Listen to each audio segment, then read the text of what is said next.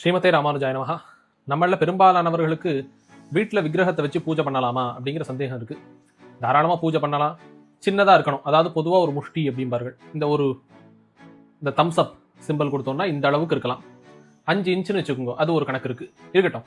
அப்படிலாம் இருந்தாக்க அதுக்குன்னு கொஞ்சம் நியமங்கள்லாம் இருக்குது. கடையிலேருந்து வாங்கிட்டு வந்தால் கடையிலேருந்து வாங்குறதுங்கிறத பற்றி தான் இப்போ பேச போகிறோம். இருந்தாலும் பொதுவாக சொல்கிறேன், புருஷ சூக்தத்தையாவது சொல்லி இல்லைன்னா தெரிஞ்ச ஸ்தோத்திரங்கள் எல்லாம் சொல்லி அதில் பெருமாள் இருக்கிறதா நினச்சிட்டு அதுக்கப்புறம் பூஜை பண்ணணும். அது பரம்பரையாக வருதுன்னு இருக்குது, மட்டங்களில் ஒரு மாதிரி இருக்குது, கோவில்களில் ஒரு மாதிரி இருக்குது, அதெல்லாம் பல விஷயங்கள் இருக்குது. அதில் இருக்கட்டும்.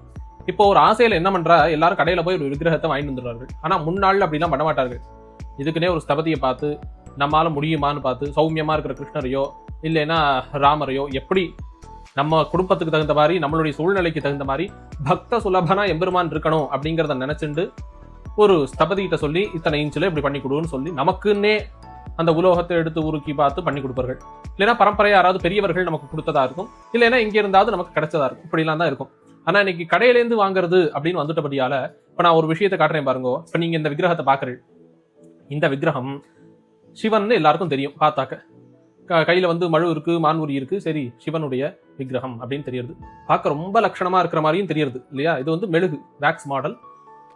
ஆனா இந்த இதுல விஷயம் தெரிஞ்சவாளுக்கு தான் தெரியும். இதை கொஞ்சம் உத்து பார்த்தா மார்பிள ஸ்ரீவத்சம் இருக்கு. ஸ்ரீவத்சம்ங்கிறது பெருமானுடைய திருமார்பில் இருக்கக்கூடிய ஒரு முக்கோண வடிவத்தில் இருக்கிற ஒரு மச்சம், ஒரு குறின்னு வச்சுக்கோ. மகாலட்சுமி வாசம் பண்ற இடம். சிவனுக்கு ஏது அது? அப்போ இதுல இருந்து என்ன தெரியுது, இது பெருமாள் தான் கை மட்டும் சிவனா மாத்தி சிவன் ஆக்கிட்டார்கள். அதாவது நெத்தியில இருக்கிற இந்த கோடை இப்படி குறுக்க போட்டாச்சு, கையில சங்க சக்கரத்துக்கு பதிலாக மழுவும் மானும் கொடுத்தாச்சு, சிவன் ஆகிட்டார். நிறைய ராமருடைய செட்டு பார்த்திருக்கேன்.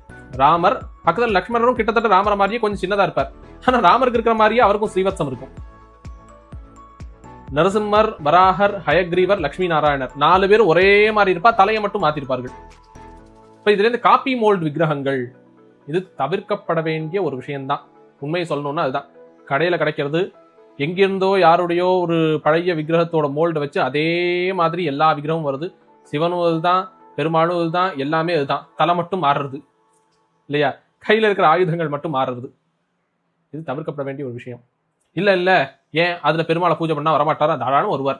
ஏன் படத்துல பூஜை பண்ணா வரமாட்டாரா? எது கஷ்டப்பட்டு போய் ஒரு விக்கிரகம் வாங்கணும்னு வாங்குறேன் இல்லையா? உங்க காத்துல இருக்கிற போட்டோலயே அதே பெருமாள் தானே இருக்கார்.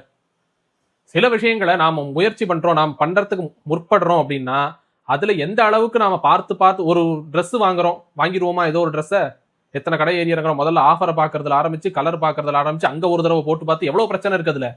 அப்ப இந்த மாதிரி விக்கிரகங்கள்னு வரும்போது கடையில பார்த்தேன் அழகா இருக்கு அப்படியே வாங்கினேன்னு வாங்கக்கூடாது.